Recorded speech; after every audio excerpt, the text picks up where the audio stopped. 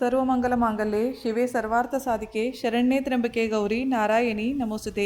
ನಮಸ್ಕಾರ ಎಲ್ಲರಿಗೂ. ದೇವರು ಎಲ್ಲರನ್ನೂ ಚೆನ್ನಾಗಿಟ್ಟಿರಲಿ ಅಂತ ಪ್ರಾರ್ಥಿಸ್ತೀನಿ. ಬರುವ ಏಪ್ರಿಲ್ 30ಕ್ಕೆ ಅಕ್ಷಯ ತೃತೀಯ ಇದೆ. ಇದು ಸಿದ್ಧ ಮುಹೂರ್ತಗಳಲ್ಲಿ ಒಂದು. ಈ ದಿನ ಯಾವುದೇ ಶುಭ ಕಾರ್ಯಗಳಿಗೆ ಮುಹೂರ್ತದ ಅವಶ್ಯಕತೆ ಇರುವುದಿಲ್ಲ.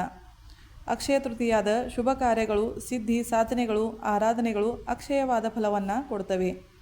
ಈ ಶುಭ ದಿನ ಶ್ರೀ ಲಕ್ಷ್ಮೀನಾರಾಯಣರ ಜೋಡಿ ಸೇವೆಗೆ ಅತಿ ಮಹತ್ವದ ದಿವಸ. ಶ್ರೀಹರಿಯ ಜೊತೆ ಶ್ರೀದೇವಿಯ ಪೂಜೆ ಆರಾಧನೆಯನ್ನು ಮಾಡಿ ನೋಡಿ. ನಿಮ್ಮ ಮನೆಯಲ್ಲಿ ಸುಖ ಸಂಪತ್ತು ತುಂಬಿಕೊಳ್ಳುತ್ತೆ. ಅಕ್ಷಯ ತೃತೀಯಾಗೂ ಮುನ್ನ ಮನೆಯನ್ನು ಸ್ವಚ್ಛಗೊಳಿಸಬೇಕು.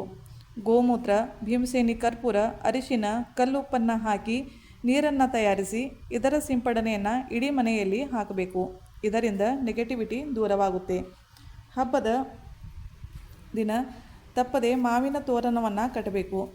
ಬೆಳಿಗ್ಗೆ ಮತ್ತು ಸಂಜೆ ಹಳದಿಯ ನೀರಿನ ಸಿಂಪಡಣೆಯನ್ನು ಅಂಗಳಲ್ಲಿ ಸಿಂಪಡಿಸಬೇಕು. ತುಳಸಿ ಮಾತೆಯನ್ನು ಇಟ್ಟಂತಹ ಜಾಗವನ್ನು ಸ್ವಚ್ಛಗೊಳಿಸಿ ದೀಪ, ಧೂಪ, ರಂಗೋಲಿ, ಅರಿಶಿನ, ಕುಂಕುಮಗಳಿಂದ ಪೂಜಿಸಬೇಕು. ಹೊಸ್ತಿಲಿಗೂ ಕೂಡ ಹಳದಿಯ ಲೇಪನವನ್ನು ಮಾಡಿ ಹೊಸ್ತಿಲಿನ ಪೂಜನೆಯನ್ನು ಮಾಡಬೇಕು.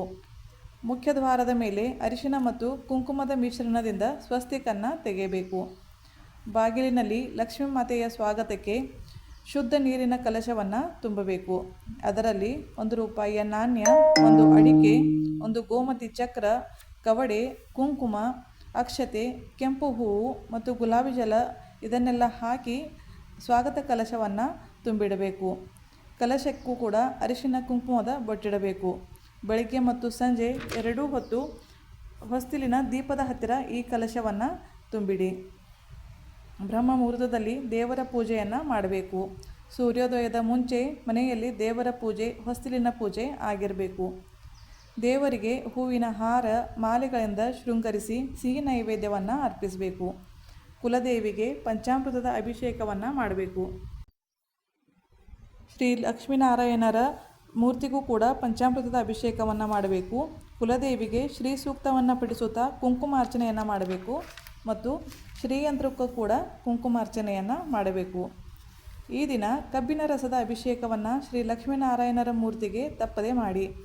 ಇದು ಅತಿ ಶುಭ ಫಲವನ್ನು ತಂದುಕೊಡುತ್ತೆ.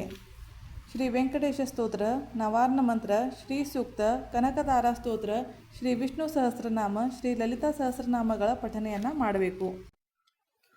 ಈ ಪಠನೆಗಳು ಸಾಧ್ಯ ಇಲ್ಲ ಅನ್ನೋರು ಆಲಿಸಬಹುದು. ದೇವರ ಪೂಜೆಯ ನಂತರ ಅಕ್ಷಯ ತೃತೀಯಾದ ನಂತರ ಅಕ್ಷಯ ತೃತೀಯಾದ ವಿಶೇಷ ಫಲದಾಯಕ ಅಕ್ಷಯ ಕಲಶದ ಪೂಜೆಯನ್ನು ಮಾಡಬೇಕು. ದೇವರ ಪೂಜೆ ಆದ ನಂತರ ಅಕ್ಷಯ ಕಲಶವನ್ನು ನೀವು ಈ ದಿನ ತುಂಬಬೇಕಾಗುತ್ತೆ. ಒಂದು ಮನೆಯ ಮೇಲೆ ಅಕ್ಷತೆಯಿಂದ ಪದ್ಮದಳವನ್ನು ತೆಗಿಬೇಕು. ಇದರ ಮೇಲೆ ಅರಿಶಿನ ಕುಂಕುಮವನ್ನು ಹಾಕಿ ತಾಮ್ರದ ಕಲಶವನ್ನು ಇಡಬೇಕು. ಕಲಶಕ್ಕೆ ಅರಿಶಿನ ಕುಂಕುಮದ ಬೊಟ್ಟಿಡಬೇಕು. ಇದರಲ್ಲಿ ಶ್ರೀ ಲಕ್ಷ್ಮೀನಾರಾಯಣರ ಮಂತ್ರವನ್ನು ಜಪಿಸುತ್ತಾ ಅಥವಾ ಶ್ರೀಂ ಬೀಜ ಮಂತ್ರವನ್ನು ಜಪಿಸುತ್ತಾ ಸಮೃದ್ಧಿಯ ಕಲಶವನ್ನು ತುಂಬಬೇಕು. ಕಲಶದಲ್ಲಿ ಮೊದಲು ಕುಂಕುಮ, ಚಂದನ, ಕಲ್ಲುಪ್ಪು, ಕೊತ್ತಂಬರಿ ಕಾಳು, ಅಖಂಡ ಅಕ್ಷತೆ, ಭೀಮಸೇನಿ ಕರ್ಪೂರ, ಅಡಿಕೆ, ಏಲಕ್ಕಿ, ಬಾದಾಮಿ, ಲವಂಗ, ನಾಣ್ಯಗಳನ್ನು ತುಂಬುತ್ತಾ ಒಂದರ ನಂತರ ಒಂದು ಹಾಕುತ್ತಾ ಕಲಶವನ್ನು ತುಂಬಬೇಕು. ಮೇಲೆ ಏನಾದರೂ ಒಂದು ಆಭರಣವನ್ನು ಇಟ್ಟು ಒಂದು ಕೆಂಪುವನ್ನು ಕಲಶದ ಮೇಲೆ ಇಡಬೇಕು. ಈ ಕಲಶಕ್ಕೂ ದೀಪ ಧೂಪವನ್ನು ಬೆಳಗಿಸಬೇಕು. ಮರುದಿನದ ತನಕ ಈ ಕಲಶವನ್ನು ಹಾಗೆಯೇ ಇಟ್ಟಿರಬೇಕು. ನಂತರ ಇದರಲ್ಲಿರುವಂತಹ ಸಾಮಗ್ರಿಗಳನ್ನು ನೀವು ಯೂಸ್ ಮಾಡಬಹುದು. ಈ ರೀತಿ ಅಕ್ಷಯ ಕಲಶವನ್ನು ತುಂಬಿ ನೋಡಿ.